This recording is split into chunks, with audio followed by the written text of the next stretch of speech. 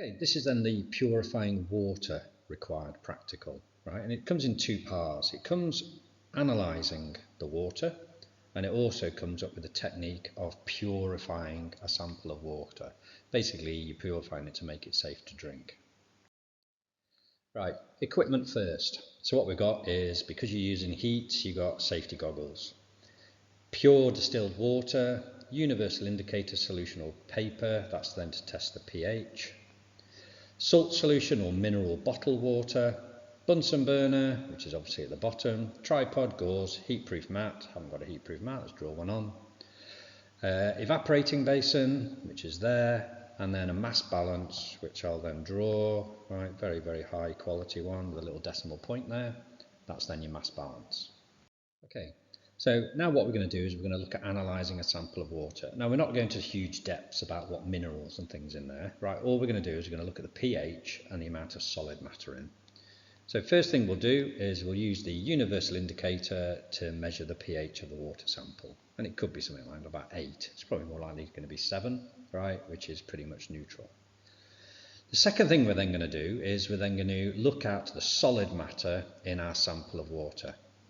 So first thing we'll do is we'll get an evaporating basin and we will weigh it. So what we've got is we've got the weight of the empty evaporating basin. Then we'll put 10 centimetre cubed of water sample in. So there's our 10 centimetre cubed of water, and then we'll weigh it again. And what we can do the blue way, take away the purple way, right? And then what we've got is we've got the mass of water. Then we heat it. Okay, so let's do that in red, right? So we've got our water bath there that is gradually heating the evaporating basin. So all the water then comes off. Once there's only a little bit left, right, then leave it and let it evaporate all on its own. Okay, when it's all evaporated and it's cooled down, right, what we've then got is, I'll just do it in purple again. So what we've then got is we've got our evaporating basin, which isn't bigger than the previous one. But in the bottom of it this time, what we've got is we've got our solid matter. Weigh it. So to then work out exactly how much you've got of the solid matter, right, what you can do is you can do the purple way, which is the empty one, right, or do the black one rather, take away the purple one, and then you've got the mass of solid.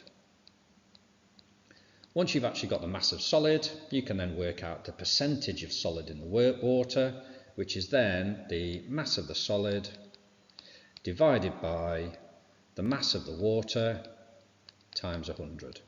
Right, that'll then give you the percentage solid within that water sample. The second one is we've then just sort of analysed it very, very briefly. Now we're going to look at distilling it to try and make it into pure water. The things you're going to need in this is you're going to need a conical flask, you're going to need a delivery tube, then you're going to need sort of like an ice bath at the bottom there, right, which then cools down the liquid. Right, so the way this works now is purifying it, place the water sample in the conical flask, which is there. Heat the water with a Bunsen burner until it boils, right? And so what's happening then is the water is then boiling in here, it's going down the delivery tube into this ice bath, and then the purified water or distilled water then appears there. Okay, collect about 1 centimetre the depth of water and then stop heating. Right? What you can then do is you can then analyse it slightly further, right, by boiling it and determine the boiling point. If it is pure water, it will boil at exactly 100 degrees C. Now the other method of doing this is using something called a Liebig condenser, which is Liebig condensor, right, which works exactly the same way. So what you do is you heat it up. Here's your water sample inside the round bottom flask. The boiled water goes up into this condenser, and instead of like being an ice bath, what it is, it's like a jacket of water that cools it down, and your distillate of pure water comes out at the end. Right, but you've got to remember that as soon as a liquid or water is impure in any sort of way, it will not boil at 100 degrees C. So it's only pure water boils at 100 degrees C. Right, you've got two methods, right? We are analysing. Okay, so what we've done is we've analysed, right? Looking at the solid matter, looking at the pH, and we've also purified. Okay, so what we theoretically we should have then is we should have 100% pure water.